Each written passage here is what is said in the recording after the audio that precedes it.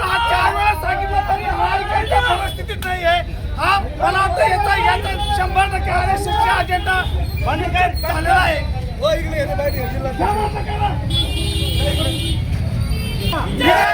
वंचित बहुजन आघाडीचा मुर्दाबाद मुर्दाबाद मोदी सरकार मुर्दाबाद. दिल्ली पोलीस हाय हाय, दिल्ली पोलीस हाय हाय, दिल्ली पोलीस हाय हाय, दिल्ली पोलीस हाय हाय, दिल्ली पोलीस हाय हाय, दिल्ली पोलीस हाय हाय, दिल्ली पोलीस हाय हाय, दिल्ली पोलीस हाय हाय, दिल्ली पोलीस हाय हाय. सरकार हमसे डरती है.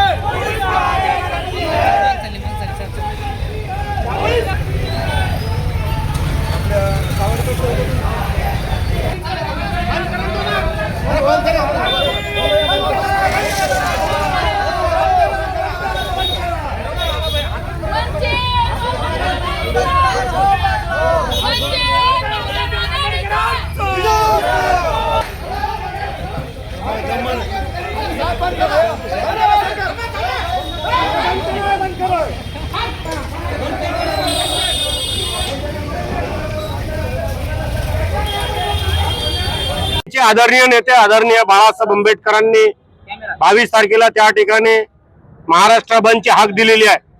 त्या निमित्ताने आम्ही जालन्यामध्ये जालन्याच्या व्यापाऱ्यांना, शाळेच्या संस्थांना आणि सर्व दुकानांना त्या ठिकाणी विनंती करत आहोत की आपण बंद करा.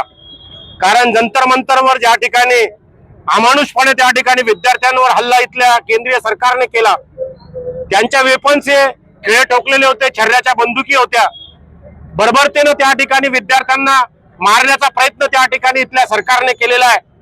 ही सरकार लोकशाही संपवण्याचा कटकारस्थान त्या ठिकाणी करतीये. आंदोलन मोडून काढण्याचा प्रयत्न त्या ठिकाणी केला गेलेला आहे. आणि याच्या निषेधार्थ आमचे नेते आदरणीय बाळासाहेब आंबेडकरांनी जी हाक दिली त्या हाकेला ओ द्यावं अशी विनंती आम्ही इथल्या जालनेकरांना करत आहोत. आमच्या बरोबर या ठिकाणी जालन्याचे सर्व नेते अकबरभाई, रमाताई ओरशिळजी आणि सर्व तालुक्याचे जिल्ह्याचे नेते आमचे प्रशांत कसबेजी, आमचे राजेंद्र वांजोळेजी, आमचे तालुक्याचे अध्यक्ष आदरणीय साळवे साहेब या ठिकाणी उपस्थित आहेत. आम्ही सर्वजण शांतताप्रिय मार्गाने या ठिकाणी लोकांना विनंती करत आहोत की आपण आपले सर्व दुकाने बंद ठेवावी. अनेक ठिकाणी आम्ही विनंत्या केलेल्या आहेत. आम्ही शांतताप्रिय मार्गाने त्या ठिकाणी विनंती करत आहोत आणि आम्हाला विश्वास आहे की आमच्या आंदोलनाला त्या ठिकाणी प्रतिसाद सर्व जनता त्या ठिकाणी देईल. सदाभाऊ खोत आणि बीजेपी यांना बीजेपीच्या कार्यकर्त्यांच्या व्यतिरिक्त सगळा देश आतंकवादी दिसत आहे. त्यांच्या कोणत्याही भूमिकेला विरोध करणारे आतंकवादी त्यांना त्या ठिकाणी दिसत आहेत.